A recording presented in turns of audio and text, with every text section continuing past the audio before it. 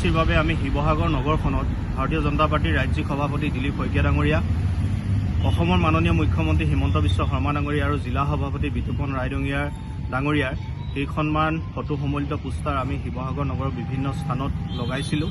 আৰু তাৰ পাছতে আমি 14 জানুৱাৰীৰ নিশা কোনো দুৰ্বৃত্তই এই পোষ্টাৰসমূহ ফালি পেলোৱা আমি দেখিছোঁ আৰু এই কাৰ্যক আমি জিলা যুৱ মৰ্চাৰ তৰফৰ পৰা তীব্ৰ ভাষাৰে নিন্দা কৰিছোঁ, গৰিহণা দিছোঁ। ইতিমধ্যে শিৱসাগৰত আমি দেখিবলৈ পাইছোঁ বিজেপিৰ যি জনপ্ৰিয়তা, শিৱসাগৰ সমষ্টিত বিজেপিৰ যি ব্যাপক সমৰ্থন আহিছে জনসাধাৰণৰ পৰা।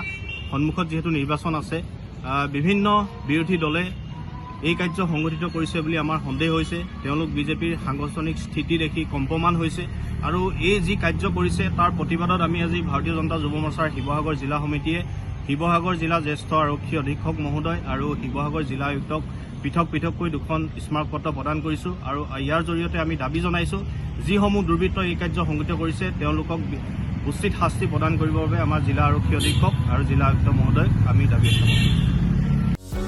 যিকোনো খবৰৰ বাবে যোগাযোগ কৰক আমাৰ এই নম্বৰত 9181 307 221।